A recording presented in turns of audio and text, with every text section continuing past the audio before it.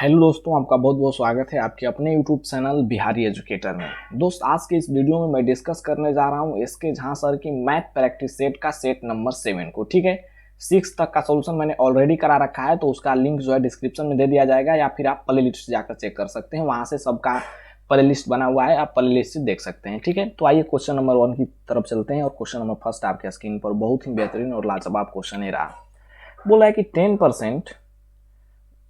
10% प्रति वर्ष पर 3 वर्ष के लिए किसी राशि पर साधारण ब्याज और चक्रवृद्धि ब्याज के बीच अंतर है, यानी डिफरेंट उसका 93 रुपया है, तो राशि कितना है। आपको कई बार मैं बताया हूँ, एक सेट और में आया था कि अगर 2 वर्ष के लिए CI माइनस SI निकालना रहे, ठीक है, तो होता है P इंटू आर बटे में 100 का होल स्क्वायर।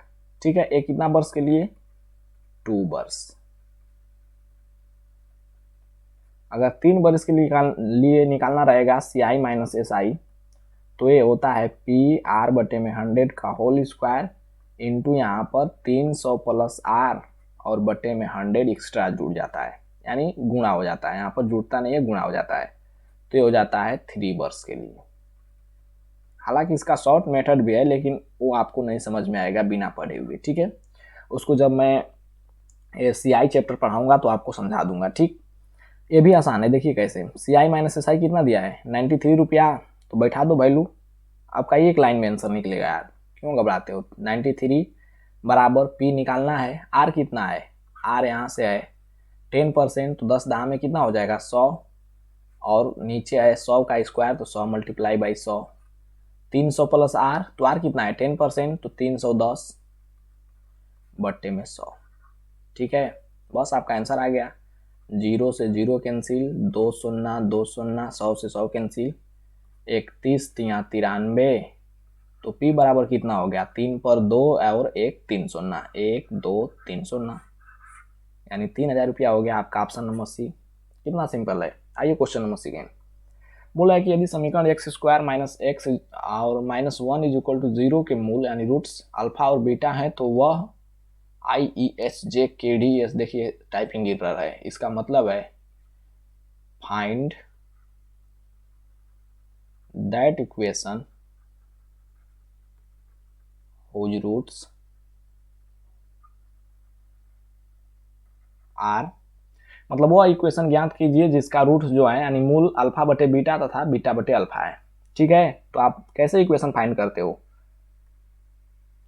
लिखते हो एक्स स्क्वायर माइनस मूलों का गुणनफल, मूलों का गुणनफल, अच्छा, मूलों का योग इंटू एक्स प्लस मूलों का गुणनफल। ऐसा ही इक्वेशन लिखा जाता है, मूलों का गुणनफल, गुणनफल, बस बैठा दो यहाँ पर, तो ये हो जाएगा एक्स स्क्वायर माइनस मूलों का ये कितना हो जाएगा? अल्फा बटे में बीटा प्लस बीटा बटे में अल्फा। देखिए, ये सब कैलकुलेशन करने वाला नहीं है, दिमाग में करना है, फिर भी आपको मैं लिख कर समझा दे रहा हूँ। इंटू एक्स प्लस मूलों का गुणनफल अल्फा बटे में बीटा, और दूसरा मूल है बीटा बटे में अल्फा, तो ये तो स्वाहा हो गया। ठीक है, बच गया 1।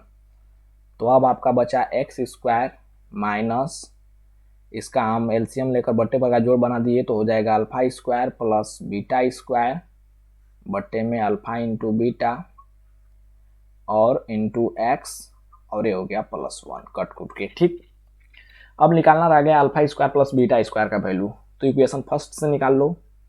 इक्वेशन फर्स्ट से अगर देखा जाए तो मूलों का योग क्या होगा? अल्फा प्लस बीटा, है क्वेश्चन कहाँ गया?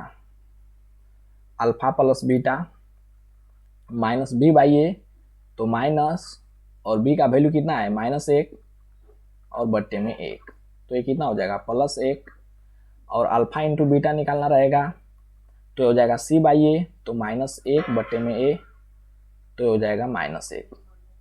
ठीक है, तो इसको आप क्या लिख सकते हो? X square minus alpha plus beta का होल स्क्वायर लिख सकते हो, और -2 इंटू अल्फा इंटू बीटा।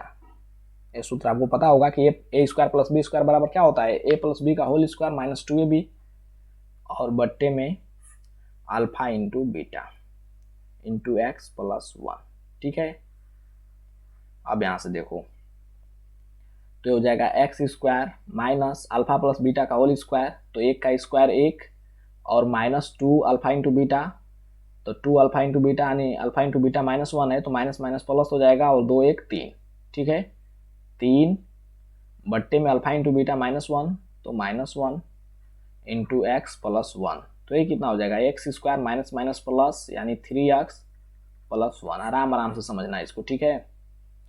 तो आपका इक्वेशन बन गया x square plus 3x plus 1। इतना आपको करने का जरूरत नहीं है यार, इसको आप दिमाग में कर लो, ठीक है। आइए क्वेश्चन नंबर 3, बोला कि एक 10 ईयर का एक लड़का को अपने पिता से 50,000 है ना, इकाई दहाई सैकड़ा हजार 10,000, ठीक है, यानी 50 के, ये सब आप लोग यूट्यूब देखते होंगे तो जानते होंगे के को कैसे रिप्रेजेंट किया जाता है कि 1000 है, ठीक है। प्राप्त हुए जो एक ट्रस्ट में जमा कर दिया गया, ट्रस्ट ने यह धन 4% वार्षिक साधारण ब्याज के दर पर दे दिया, किसी और को दे दिया, और यह ट्रस्ट 1200 रुपया जो है प्रति वर्ष इस लड़के को देता है तथा ट्रस्ट का खर्च 300 रुपया खुद ले लेता है, ठीक है।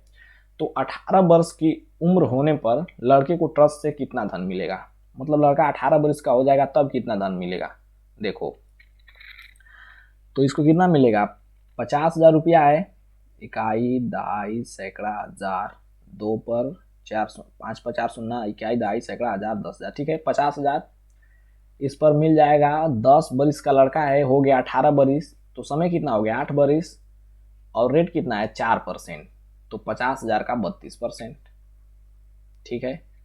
तो ये कितना हो जाएगा, परसेंटेज से डबल सोना खत्म, 32 5 160 है, हो गया 16,000, 16,000, ठीक है। लेकिन इसके साथ एक धोखा क्या होता है, तो ट्रस्ट जो था, जो पैसा को दिया था, तो 4% साधारण ब्याज पर दिया था, तो 1200 रुपया प्रति वर्ष लड़का को दे भी रहा था, तो 1200 रुपया दे रहा था प्लस 300 रुपया खुद ले रहा था, यानी 1500। ऐसा कब वर्ष तक किया, 8 वर्ष तक किया, 1 वर्ष की ये बात है, तो 8 वर्ष तक आपको 15 8 120 यानी कि 12,000 रुपया जो है इसके साथ में धोखा हो गया है। 16,000 में से 12,000 रुपया आपको घटा लेंगे।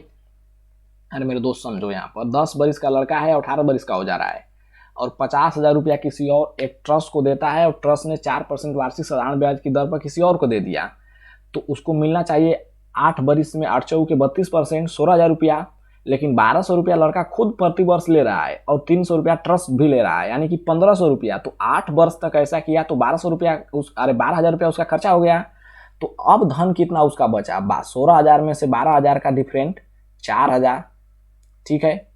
तो अब पूछ रहा है कि उस लड़के को ट्रस्ट से कितना धन मिलेगा, तो 50,000 तो उसका मूलधन है, तो मिलबे करेगा, प्लस 4,000 यहां से मिलेगा, ठीक है। तो कितना हो जाएगा 54,000, 54 के। एकदम आराम आराम से समझो, क्योंकि ये सब बहुत ही अच्छे लेवल के क्वेश्चन है। तो आपको हो गया ऑप्शन नंबर बी। आइए क्वेश्चन नंबर 4, बोला है कि 10 के पावर 400 बटे में 6 का शेषफल क्या होगा।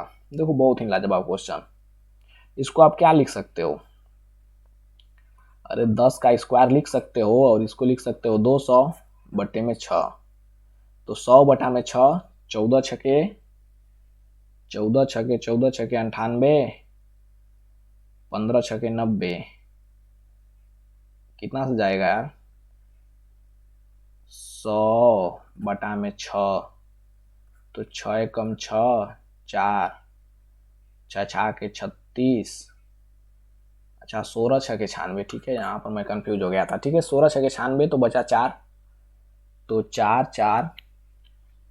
तो 4 के पावर कर लो अब, 16 छके 96, तो 4 के पावर हो जाएगा 200, क्योंकि रिमाइंडर 4 बच गया, और 4 बटे में 6, यहाँ पर देखो छोटा पकड़ाया है। एक चीज आपको हमेशा सिखाए हैं कि 4 के पावर कुछ भी रहे, 4 के पावर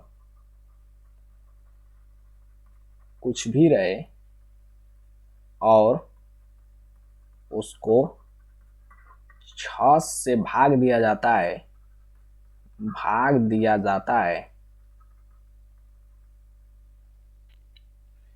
अच्छा 14 छके 98 आया था क्या, 16 छके 96, 15 छके 90, 6 96, ठीक है, भाग दिया जाता है, तो रिमाइंडर यानी शेषफल हमेशा 4 आता है। ठीक है, इस बात को दिमाग में लगा लो। आप करके भी देख सकते हो। जिसे देखो 4 के पावर 2 लिख देते हैं बटे में 6, तो 4 चौके 16 बटे में 6 कितना हो गया, 6 दूना के 12, 4 16 रिमाइंडर बचा। 4 के पावर 3 बटे में 6 तो 64 बचे में 6, तो 6 दाम में 60, 4 रिमाइंडर बचा। 4 के पावर कुछ भी रहे उसको अगर आप 6 से डिवाइड करते हो तो रिमाइंडर आपका जो रहता है 4 बचता है। ठीक है, तो आपका आंसर क्या हुआ, ऑप्शन नंबर ए। इस पॉइंट को आप लोग नोट कर लो। आइए क्वेश्चन नंबर 5। बोला है कि स्फूर्ति ने 17% के लाभ पर जूतों के जोड़े को 2223 रुपया में बेचा था, तो जूते के जोड़े का क्रय मूल्य कितना था। तो क्रय मूल्य पर आना है और एसपी दिया है तो उल्टा से गुणा कर दो। 2223 100 बटे में 117, क्योंकि ये 117% का है मेरे दोस्त। 117% का वैल्यू दिया है 2223, तो 100% का वैल्यू ये हो गया। ठीक है, अब आपको रह गया कटाना। कटाओ, 9 से कट जाएगा, 9 एक 9, 2 11, 9 2 11, 9 3 27, 13 बार में, 9 दूना 18, 4 22, 9 चौके 36, 9 दूना 18, 4 22, 9 चौके 36, बचा कितना 36, 4 40, 4 2 6, 9 7 63। ठीक है, 247। ये कितना से कट जाएगा, 13 से शायद कट जाएगा, 13 इकाई 13 बचा 11, 13 नमा 17 से। ठीक है, 1900 आपका आंसर आ गया, 1900। Option number C, simple question था। ये क्वेश्चन नंबर 6 बोला कि शिक्षक के 5 खाली पद थे, उम्मीदवारों की संख्या 23 थी, और परंतु इन 5 पदों में से 2 पद जो था अनुसूचित जाति के लिए आरक्षित था, ऐसा रहता है। ठीक है, परंतु पूरे उम्मीदवार में अनुसूचित जाति के 7 उम्मीदवार थे। अच्छा, पूरे उम्मीदवार में अनुसूचित जाति के 7 उम्मीदवार थे, तो कितने प्रकार से इन 5 उम्मीदवारों को चुनाव किया जा सकता है। टोटल 23 है। ठीक है, यहाँ पर समझो अनुसूचित जाति के उम्मीदवार जो हैं 7 हैं, तो यहाँ पर 7, तो बाकी जाति का कितना हुआ 16। ठीक है, अरे बाकी जाति का हो गया 16, क्योंकि 16 7 23 होता है। अब बोल रहा है कि इसमें से 2 जो है अनुसूचित जाति के लिए आरक्षित है, तो इसको कैसे सजाएंगे 7C2। अरे मेरे दोस्त यहाँ पर समझो, बोला है कि टोटल संख्या 23 है, 2 पद अनुसूचित जाति के लिए आरक्षित है, उम्मीदवारों की सूची में संख्या अनुसूचित जाति के उम्मीदवार जो थे 7 थे, तो 7 में 2 को सजा लो यानी 7C2, और 5 को सिर्फ भरना ही है 5 उम्मीदवारों को, तो 2 को तो इसको आरक्षित हो गया, तो अब बचा 16। 16 में से आप 3 को और सजा लो 16C3। ठीक है, अब रह गया भयंकर कैलकुलेशन, तो यहाँ पर कैलकुलेशन तो करना पड़ेगा। तो एनसीआर बराबर क्या होता है, एनसीआर बराबर आपको क्या सिखाए हैं, एन का फैक्टोरियल, यहाँ पर क्या हो जा रहा है यार, कर्सर ही गायब हो गया, 1 मिनट रुके रहो, एन का फैक्टोरियल बटे में, अरे यार ऐसे लिख दो ना यार, और एन माइनस आर का फैक्टोरियल इंटू आर का फैक्टोरियल, तो उसी पर सजा लो। तो 7 का फैक्टोरियल 7 बट्टे में 7 माइनस 2 5 का फैक्टोरियल और इंटू 2 का फैक्टोरियल इंटू 16 का फैक्टोरियल, 16 माइनस 3 13 का फैक्टोरियल इंटू 3 का फैक्टोरियल। ठीक है, अब रह गया कटाना, तो कटाइए इसको।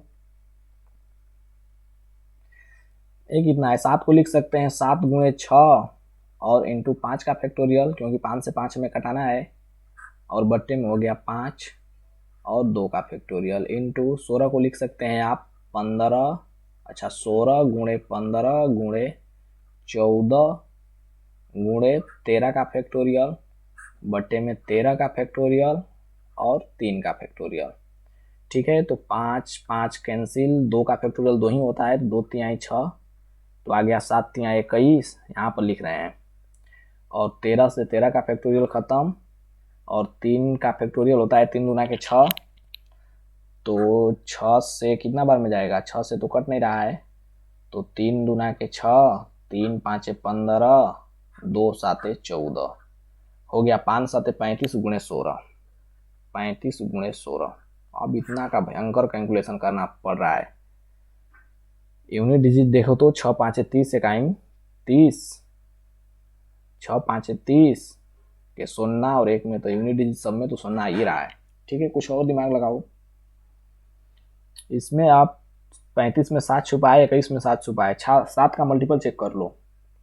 ठीक है, तो 7 एकाइम 7, 4 11, 7 6 के 42, 46 नहीं होगा। और बी पर चेक करो, 7 एकम 7, 4 7 6 के 42, 5 7 8 56 हो जा रहा है। इस पर 7 7 7 एकाइम 7, 5 12, तो 7 7 49, 49 6 60 नहीं हो रहा है।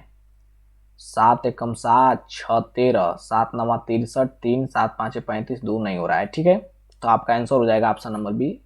यहाँ पर एक बार और आप लोग चेक कर लीजिएगा, अगर 7 से एक आध संख्या मुझे मिस्टेक हो गई, कट भी रहा है, तो फिर 16 में 8 छुपा है, 8 का मल्टीपल चेक कीजिएगा, तो आपका आंसर आ जाएगा बी। आइए क्वेश्चन नंबर 7, बोला कि यदि त्रिभुज एबीसी में, यहाँ त्रिभुज एबीसी है, ए बी सी और बी 90 डिग्री है, A B C B 90 degree है, और डी बी सी का मध्य बिंदु है, D is the mid point of B C, B C का मध्य बिंदु यहाँ पर डी है, यानी ए हो गया आधा आधा।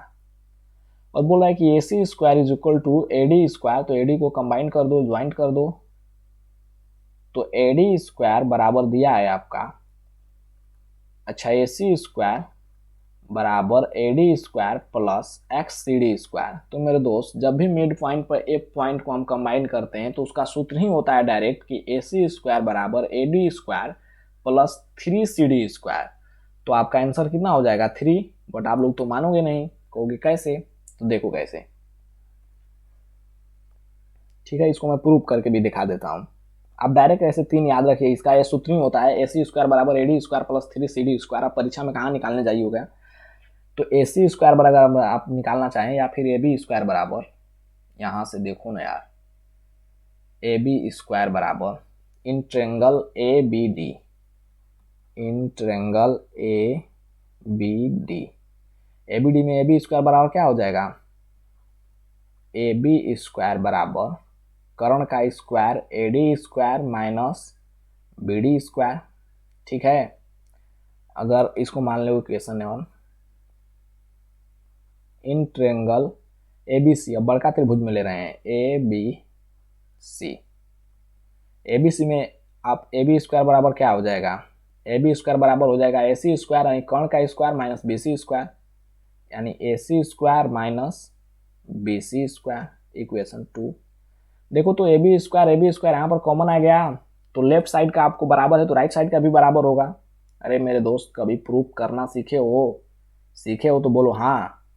तो ये हो जाएगा आपका A C square minus B C square बराबर A D square minus B D square.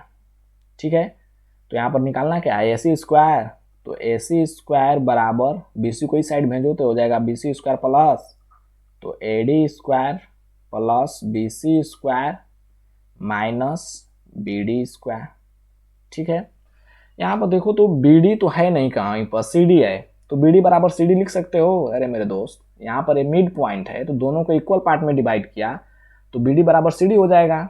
ठीक है, यहाँ से देखो ना, बी डी बराबर सी डी, तो बी डी को आप हटाकर लिख दो सी डी, तो इसको हमने क्या लिख दिया, ए सी स्क्वायर बराबर ए डी स्क्वायर, और बी सी बराबर देखो तो क्या लिख सकते हो सी डी के टर्म में, सी डी के टर्म में क्या लिख सकते हो 2 सी डी। अरे मेरे दोस्त, 2 सी डी मिलकर आपको बी सी के बराबर हो जाएगा, क्योंकि यहाँ पर B D plus C D बराबर बी सी है। ठीक है, बोलो है, और बी डी को हम सी डी के टर्म में लिख दिए, तो बी डी बराबर सी डी है, ये है, तो सी डी 2 सी डी हो जाएगा, और 2 सी डी बराबर बी सी है, तो बी सी को आप क्या लिख सकते हो 2 सी डी का whole square minus B D को आपको बताए ये दिए हैं, बी डी को सी डी लिख दो। ठीक है, क्योंकि बी डी बराबर सी डी है, क्योंकि डी मिड पॉइंट है, तो ये हो गया सी डी। तो ये क्या हो गया, A D square plus 4 C D square minus 3 C D square, minus C D square माफ कीजिएगा, तो आपका हो जाएगा ए डी स्क्वायर और प्लस 3 सी डी स्क्वायर बराबर कितना क्या आया, ए सी स्क्वायर के ए सी स्क्वायर के। ठीक है, ये हो गया आपका प्रूफ। लेकिन आप इतना करने जाइएगा एग्जाम में तो फिर तो आपका समझ लो कि क्या होगा। तो इसलिए डायरेक्ट याद रखो कि ABC में अगर BC का मिड पॉइंट D है तो AC स्क्वायर बराबर होता है AD स्क्वायर, यानी मिड पॉइंट वाला line AD square plus XCD square, तो X होता है 3, ठीक है, 3CD स्क्वायर। यहाँ पर BD भी दे सकता है कंफ्यूजन करने के लिए, BD भी CD के बराबर ही है, तो यहाँ पर BD भी दिया रहता है, तो मेरा आंसर 3 ही होता है, ठीक है। आइए क्वेश्चन नंबर 8, बोला है ताजे अंगूर में 80% पानी और सूखे अंगूर में 10% पानी रहता है। तो सूखे अंगूर का वजन 250 kg है, तो वो ताजा था तो कुल वजन कितना था। मटेरियल बराबर मटेरियल कर दो, मान लो पहले सूखा लेते हैं, तो सूखा का वजन 250 kg है, 250 kg, और इसमें सूखे अंगूर में 10% पानी है, तो 90% मटेरियल रहा होगा, 90% मटेरियल बराबर कर दो। अगर ताज़ा में देखा जाए तो ताज़ा का पूछ रहा है वजन, तो मान लो x, और ताज़ा में 80% पानी है, तो मटेरियल कितना रहा होगा 20%, तो 20/100, 20% या 20/100 में लिखोगे, परसेंटेज से परसेंटेज जा रहा है। यहाँ पर देखो तो परसेंटेज स्वाहा, 0 से 0 कैंसिल, 25 नवा कितना होता है, 25 नवा 25 नवा 25 नवा 25, दाम में 200, 250, 225, तो 225 पर 0 और बट्टे में 2, x बराबर कितना हो जाएगा 1125। ये तो सिंपल क्वेश्चन है यार, 1125, ठीक है। आइए क्वेश्चन, मटेरियल बराबर मटेरियल कर दिए, ठीक है। क्वेश्चन नंबर 9, बोला है मूल बिंदु पर बिंदु 3 - 2 का प्रतिबिंब क्या होगा। यहाँ से देखो मूल बिंदु पर पूछ रहा है, यानी 0 0 पर, तो जब भी 0 0 पर प्रतिबिंब पूछता है ना मेरे दोस्त, यहाँ से तो सिर्फ उसका साइन चेंज हो जाता है। प्रतिबिंब निकालना तो आपको बताए हैं शायद पिछले सेट में, उसको आज जाकर आप लोग देख लीजिएगा, आपका कंसेप्ट क्लियर हो जाएगा। बट अगर मूल बिंदु से पूछेगा तो 3 का हो जाएगा -3 और -2 का हो जाएगा +2, तो ऐसा कौन ऑप्शन है, -3 + 2, -3 + 2, ऑप्शन नंबर C, ठीक है। कंसेप्ट याद रखो। क्वेश्चन नंबर 10, बोला कि एक आदमी बिंदु A से B की दूरी 40 km/h, A है या B है, ठीक है, 40 km/h की गति से तय करता है, यानी जा रहा है, और B से A इधर से जा रहा है 60 km/h की गति से, ठीक है, मतलब इतना से लौटता है, तो पूरी यात्रा के दौरान उसकी औसत गति, तो औसत गति निकालना आपको बताए थे, या फिर बता देता हूँ। औसत गति जब डिस्टेंस सेम रहता है तो 2 × चालों का गुणनफल बटे में चालों का योग, ठीक है, 2 × xy बटे में x + y, ये तो सूत्र आप लोग कई बार एवरेज में देखे होंगे, ठीक है। तो इस पर बैठाइए 2 × 40 × 60, और 40 60 कितना हो जाएगा 100, तो डबल 0 से डबल 0 खत्म, 4 दूनी 8 छके 48 km/h। सिंपल क्वेश्चन है, तो इसको मैं थोड़ा सा फास्ट कर रहा हूँ। बोला है कि 52 पत्तों की ताश के एक गड्डी में 3 पत्ता खींचा जाता है यदि 2 डिजिट कार्ड एवं काले रंग का एक ऑनर कार्ड, यहाँ पर मतलब काले रंग का ऑनर कार्ड, एक ऑनर कार्ड होने का परिक्ता क्या है। डिजिट कार्ड कितने होते हैं, डिजिट कार्ड, अरे मेरे दोस्त भोजपुरिया में समझो ना, डिजिट कार्ड वही कार्ड होता है जिस पर डिजिट लिखा होता है, दुक्की तिक्की चौका पंजा छट्ठा सत्ता अट्ठा नाला दाला, ऐसा पढ़े हो, अरे खेले हो ताश कभी। तो डिजिट कार्ड कितना हो जाएगा, दुक्की इक्की पे तो आपका ऐसे इक्का रहता है, तो ये डिजिट नहीं हुआ, ये तो लेटर हो गया, 2 3 4 5 6 7 8 9 10, इतना ही होता है क्या, 1 2 3 4 5 6 7 8 9, ठीक है, इतना ही होता है।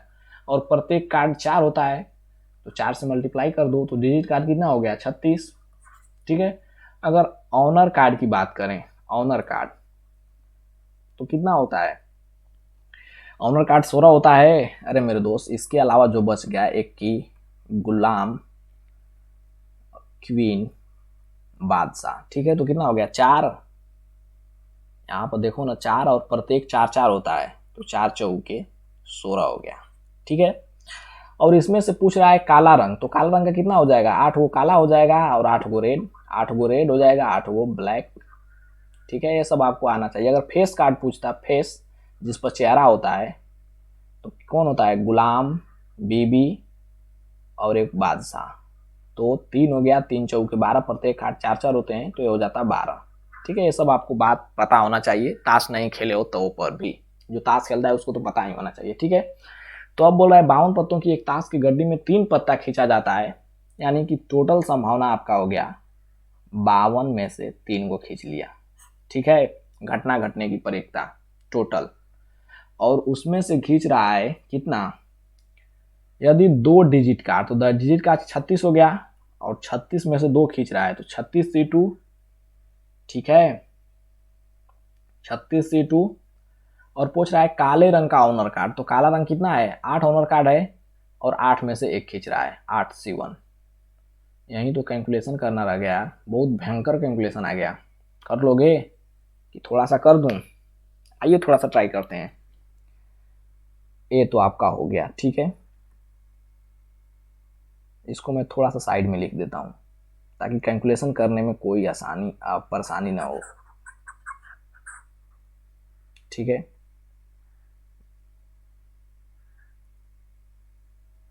यहाँ पर परिकता निकालना है, तो 36 गो में से खींच रहा है 2 गो, 36 गो में से कितना खिंचवाए थे, 2 गो, 36C2, और काले रंग का ऑनर कार्ड 8 में से C1 बट्टे में टोटल 52 में C3, यानी 3 खींच रहा है।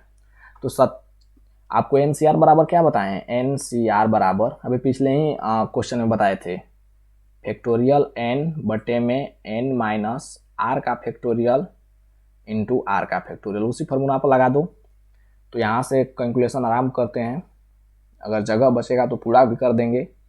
तो हो जाएगा 36 का फैक्टोरियल, तो इसको आप लिख लो 36 में से 2 घटा करके, तो इसको हो जाएगा 36 मल्टीप्लाई बाई 35 मल्टीप्लाई बाई 34 का फैक्टोरियल, ठीक है। 36 को आप ऐसे लिख सकते हो, बट्टे में आपका हो गया 36 में से 2 गया 34 का फैक्टोरियल। इसको फैक्टोराइज क्यों कर दिए, क्योंकि यहाँ पर 34 से हमें कटाना था, 36 माइनस 2 यानी n माइनस आर, इस फॉर्मूला पर आप लोग ध्यान रखिए।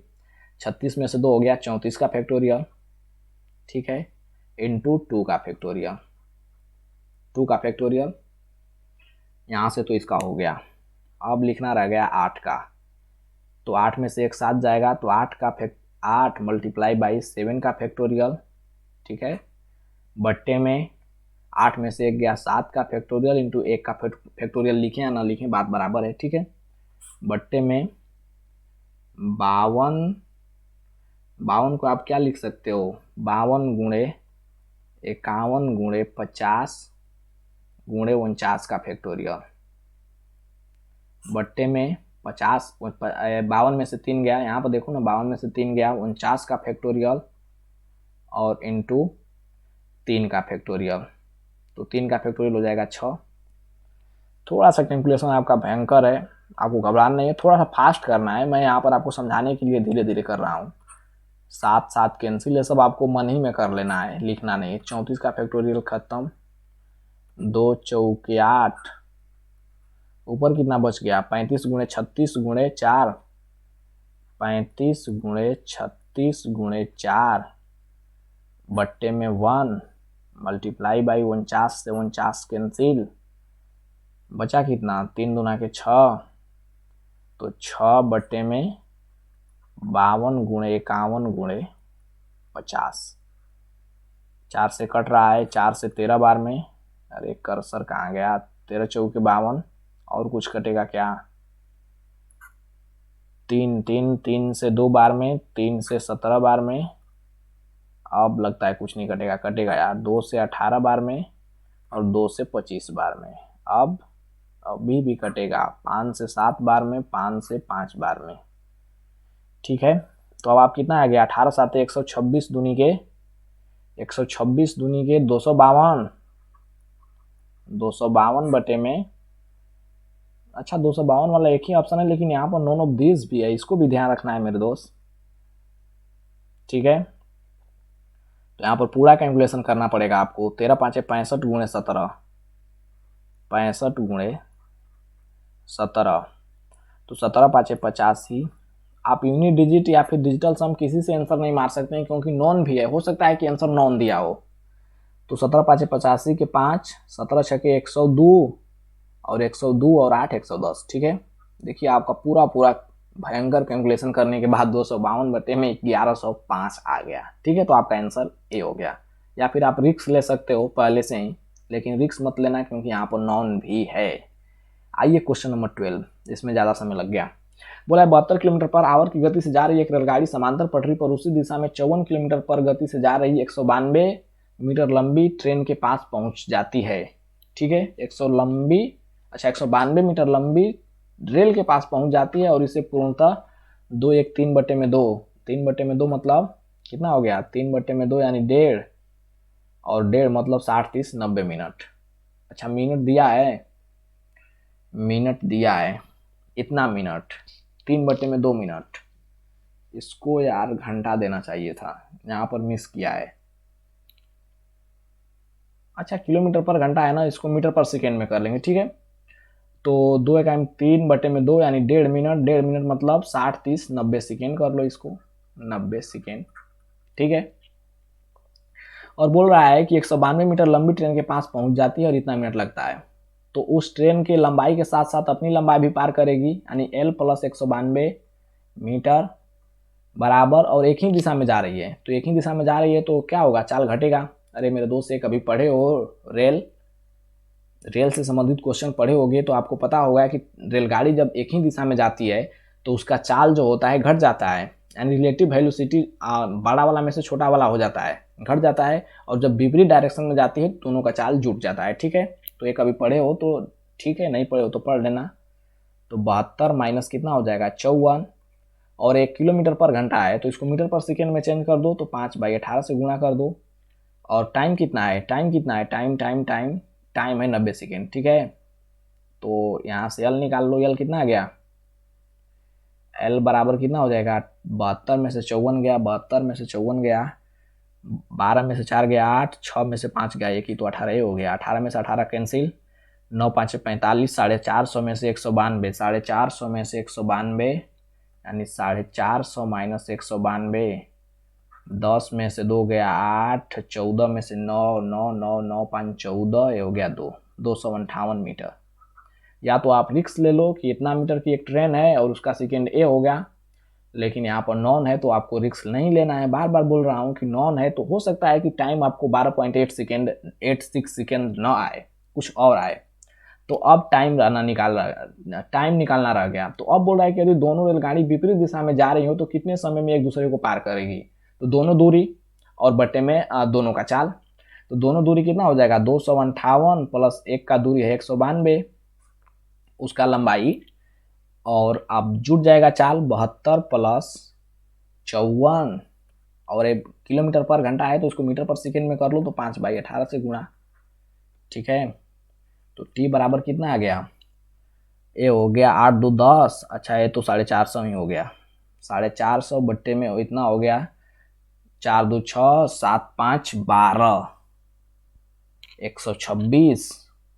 126 बटा में 18, यानी 18 7 26 से होता है, तो हो गया आपका 18 से 7 में, 7 बार में, तो 7 5 35, तो इसको भी कटा लो, 5 9 45 और 5 7 35, 90 बटा में 7 यानी 12 7 84, 12 पॉइंट समथिंग आएगा। ठीक है, यानी 12.86 सेकेंड आपका आ गया, यानी कि ऑप्शन नंबर ए।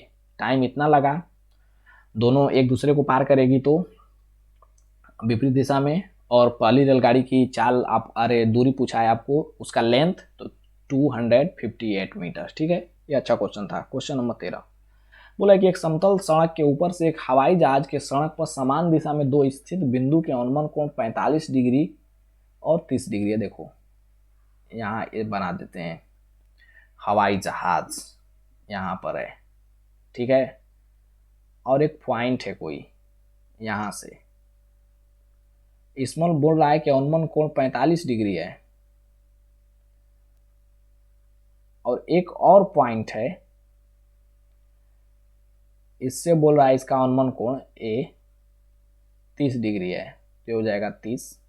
अब सोचोगे कि 30 को मैं इधर क्यों लिखा, 45 को इधर क्यों लिखा। मेरे दोस्त जैसे ही करीब होगा तो एंगल बढ़ता जाएगा, इसको देखो ना, ऐसे करो बढ़ता जाएगा, एक लास्ट समय आएगा कि 90 डिग्री हो जाएगा, लेकिन जैसे ही दूर जाएंगे उससे तो एंगल घट जाता है। तो ये हमेशा आप लोग क्वेश्चन के अकॉर्डिंग ना मारो, आप अपने से थोड़ा सा दिमाग लगाओ कि बड़ा किधर होगा और छोटा किधर होगा। ठीक है, तो अब रेशियो बैठा लो, आपका आंसर आ गया।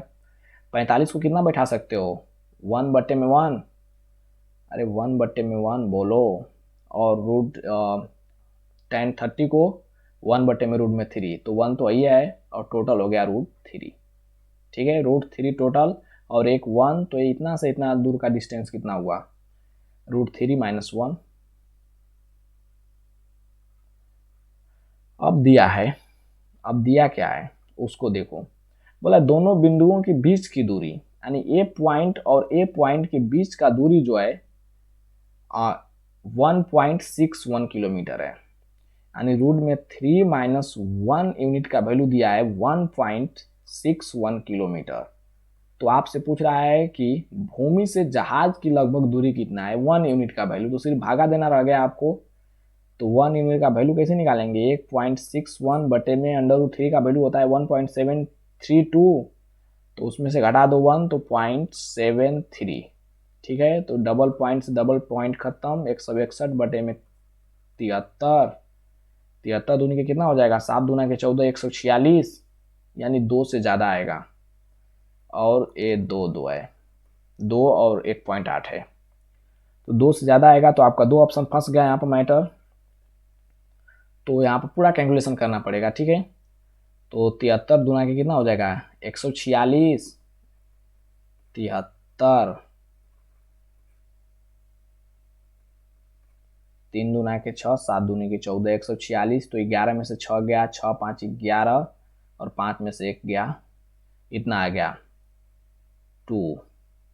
अब पॉइंट बैठा दो, 1 0, तो 73 दूनी के 146, यानी कि 2.2 आपका आंसर आ जाएगा, ऑप्शन नंबर सी। आइए क्वेश्चन नंबर 14। बोला है कि ए और बी अपने हिस्से के रूप में 400 रुपये और सी 2000 रुपये प्राप्त करता है, तो सी बी ए के बीच बांटी गई राशि। सी है और ए बी अपने हिस्से के रूप में यहाँ पर 400 रुपया दिया है, 400 रुपया हो गया यार, 400 रुपया, नहीं तो फिर क्वेश्चन बनेगा कैसे। तो ए 400, बी 400 और सी, अच्छा 4000 है क्या, 4000, बी 4000 और सी 2000 है, तो 3 शून्य से 3 शून्य कैंसिल, आपका कितना हो गया, 2 दूना के 4, 2 दूना के 4, 2 1 2। ये क्वेश्चन सिर्फ आपको भरमाने के लिए दिया था, इसमें कुछ है नहीं, 2 2 1, ऑप्शन नंबर ए। आइए क्वेश्चन नंबर 15। बोला कि यदि एक जनसंख्या का मानक विचलन 5 है तो इसका प्रसरण ज्ञात करें। तो मानक विचलन बराबर क्या होता है, मानक विचलन बराबर होता है √अंडर प्रसरण। ठीक है, तो यहाँ पर मानक विचलन 5 दिया है, तो 5 बराबर √अंडर प्रसरण, तो अंडर हटाएंगे तो स्क्वायर हो जाएगा, तो 5 का स्क्वायर कितना हो गया, प्रसरण बराबर 5 का स्क्वायर यानी 25। आइए क्वेश्चन नंबर 16। बोला है कि एक जार में दूध तथा पानी 3:1 के अनुपात में है। जब इस जार में से 4 लीटर मिश्रण निकालकर 3 लीटर शुद्ध दूध डाल दिया जाता है, तो परिणामी मिश्रण में दूध और पानी का अनुपात 4:1 हो जाता है। तो मिश्रण में पानी की प्रारंभिक मात्रा कितनी थी, देखिए बहुत कुछ कह दिया। यहाँ पर ए बी 2 मान लीजिए कंटेनर है, अच्छा 2 कंटेनर नहीं है, एक ही जार है, ए बी हम मान लेते हैं कि दूध और पानी का अनुपात 3 है, यानी मिल्क वाटर मानो यार, ये बी क्या है, दूध पानी दिया ही है, तो थोड़ा सा यहाँ पर हटा लेने दो इसको। ठीक, यानी मिल्क वाटर, इसका रेशियो दिया है कितना, मिल्क वाटर 3:1। अब बोल रहा है कि मिश्रण में से 3 लीटर, अच्छा 4 लीटर मिश्रण निकाला गया और 3 लीटर शुद्ध डाला गया। देखो इसके जैसा बेवकूफ कोई नहीं होगा, मिश्रण निकाल कर दूध ही डाल रहा है, अरे यार मिश्रण निकाल कर पानी डाला जाता है। ठीक है, यहाँ पर क्वेश्चन भरमाने के लिए दिया है, रटिए नहीं इसको। तो 3 लीटर दूध डाल दिया उसमें, तो इसके बाद अनुपात कितना हो जाता है दूध पानी का, 4:1, तो दूध और पानी का अनुपात हो जाता है 4:1। तो यहाँ पर 3 लीटर शुद्ध दूध डाला है, तो पानी में तो कोई प्रभाव नहीं पड़ा होगा और इसमें भी कोई नहीं प्रभाव पड़ा है। ठीक है, तो इसको आपको कुछ नहीं करना है। आप देखिए कि मिल्क में कितना का चेंजेज आया, मिल्क में आया 1 यूनिट का चेंज, लेकिन क्वेश्चन में दिया है कि 3 लीटर डाल रहा है। ठीक है, तो मिल्क वाटर कितना हो जाएगा, मिल्क वाटर कितना हो जाएगा, मिल्क वाटर ये हो जाएगा आपको 3 चौके 3 तिया 9 और 3 1 3, क्योंकि 1 यूनिट का वैल्यू 3, तो 3 यूनिट का वैल्यू 9 और 1 यूनिट का वैल्यू 3, तो इतना हो गया। तो टोटल मिश्रण कितना हो गया अब 9 3 12। लेकिन एक चीज ध्यान दो कि इसमें से 4 लीटर मिश्रण निकाला ना गया है, तो टोटल मिश्रण अब कितना हुआ 12 + 4 16।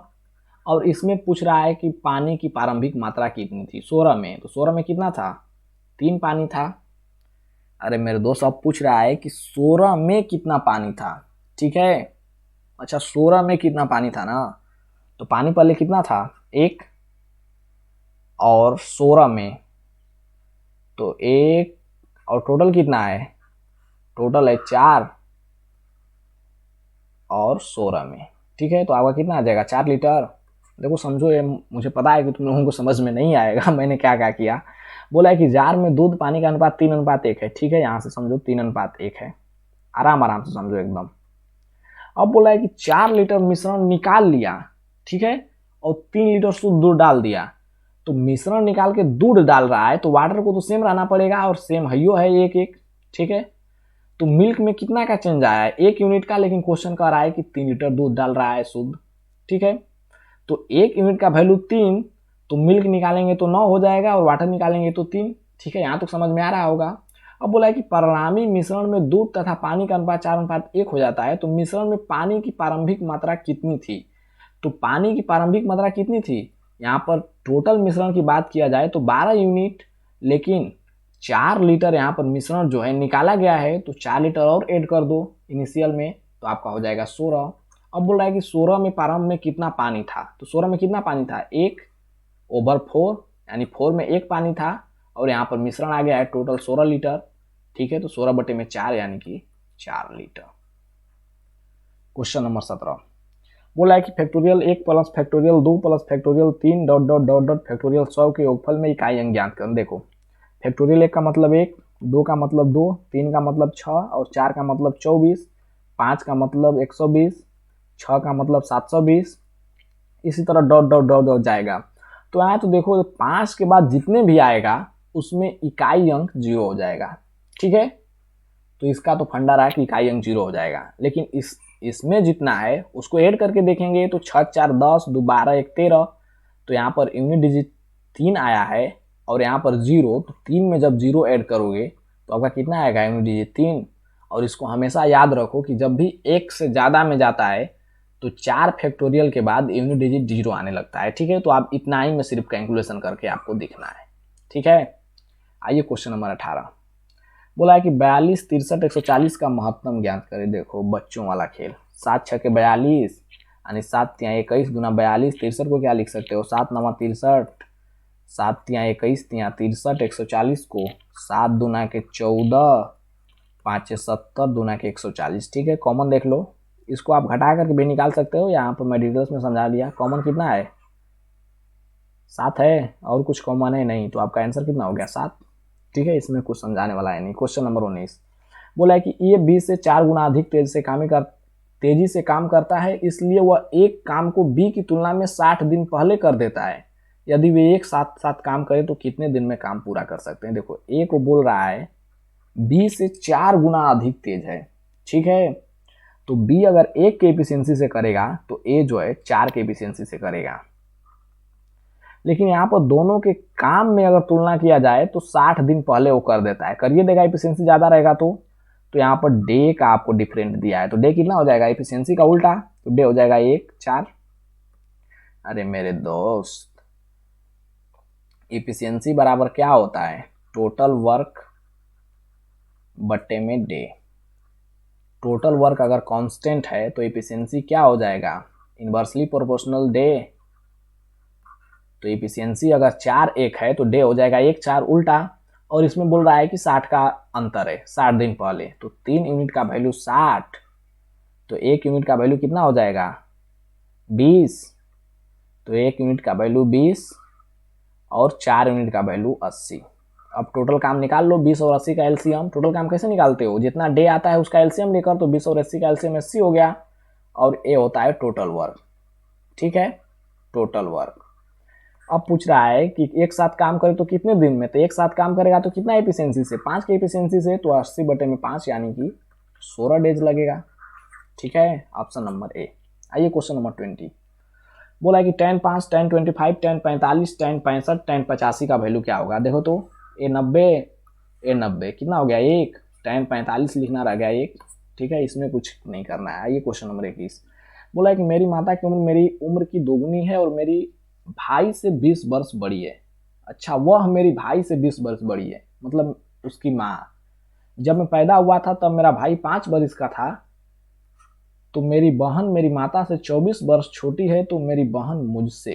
अब ऑप्शन दिया है देखो, यहाँ पर मदर है, मैं हूं, मेरा भैया है, ब्रदर है। ठीक है, कह रहा है कि मेरी माता की उम्र मेरी उम्र की दोगुनी है, यानी मैं x वर्ष का हूं तो मेरी माता 2x वर्ष का है, और वह मेरी यानी अपनी माता के बारे में कह रहा है 20 वर्ष बड़ी है किससे, मेरे भाई से। तो 20 वर्ष बड़ी है तो उसका भाई 20 वर्ष छोटा हो जाएगा, 2x माइनस 20। ठीक है, अब बोल रहा है कि जब मैं पैदा हुआ था, यानी मैं जब 0 साल का था, तब मेरा भाई 5 वर्ष का था। देखो यहाँ पर समझो, जब मैं पैदा हुआ था तब मेरा भाई 5 वर्ष का था, यानी 2x माइनस 20 में से अपना एज घटा देंगे तो 5 वर्ष का हो जाएगा। ठीक है, तो इसको 5 वर्ष कर दिए, तो अब यहाँ से x निकाल लो, तो 2x 20 5 25, x बराबर कितना आ गया 25। तो बोल रहा है कि मेरी बहन मेरी माता से 24 वर्ष छोटी है, तो मेरी माता कितना हो जाएगी 50 वर्ष, और मेरी बहन मेरी माता से 24 वर्ष छोटी है, तो बहन कितना हो जाएगी 24 वर्ष छोटी, तो 24 घटा लो माइनस 24, तो मेरी बहन हो जाएगी 26 वर्ष।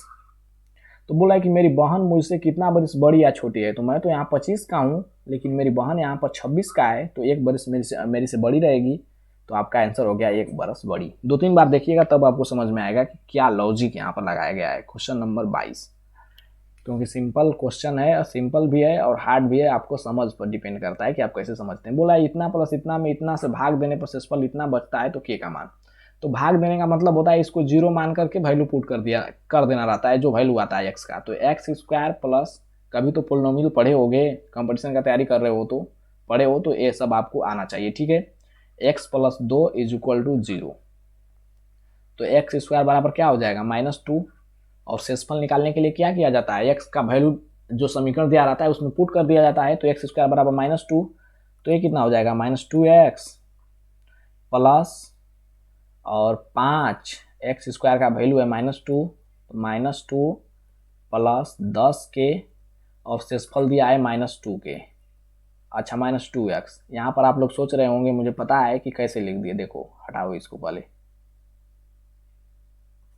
2x को हटाओ, कैसे लिख दिए, ऐसे कैसे लिख दिए, एक्स स्क्वायर इंटू एक्स लिख सकते हो, और एक्स स्क्वायर -2 है, तो यहाँ पर क्या लिख सकते हो -2 इंटू एक्स, -2x हो गया।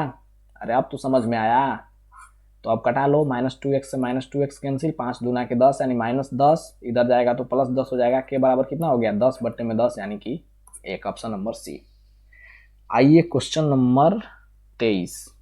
बोला है 3 व्यक्ति है, एबीसी का औसत भार 84 किलो है, इस टीम में एक डी भी शामिल होने से औसत भार 80, अच्छा डी भी शामिल हो रहा है तो 80 किलो हो जाता है, 84 से हो गया 80 किलो, घट गया।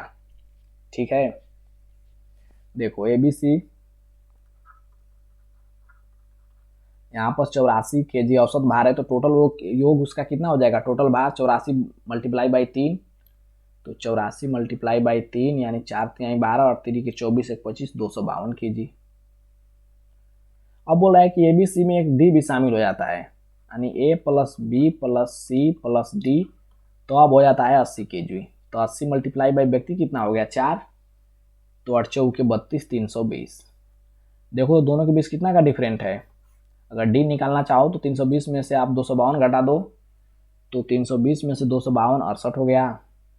अब बोल रहा है कि औसत भार 80 हो जाता है यदि एक अन्य व्यक्ति ई जिसका भार डी से 3 किलो अधिक है, ई का भार जो है डी से 3 किलो अधिक, तो ये कितना का हो जाएगा 68 69 70 71 kg का, ए के स्थान ले लेता है। अच्छा, ए के स्थान पर अब डी आ जाता है। अच्छा, ए के स्थान पर ई जिसका भार डी से 3 किलो अधिक है, ए का स्थान ले लेता है, तो बी सी डी व ई का औसत 79 kg हो जाता है। बी सी डी ई का औसत हो जाता है 79 kg।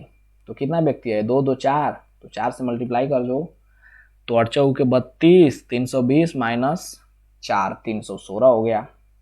ठीक है, और डी का यहाँ पर दे चुका है 68 और ई का हो जाएगा 71। तो 8 1 9, 7 6 13, 139। 139 माइनस कर लो इसमें से, तो बी प्लस सी का आ जाएगा। तो 16 में से 9 गया, 9 7 16 और 7 3 10 और 2 में से 1 गया 1, 177 आ गया बी प्लस सी का। तो अब क्या पूछ रहा है, ए का भार कितना है। तो देखो, तो बी प्लस सी घटा दोगे अगर पहला वाला में से, अच्छा पहला वाला में से घटाओगे, हाँ हो जाएगा, तो ए का भार निकल जाएगा। यहाँ पर देखो ना, ए प्लस बी प्लस सी 252 है और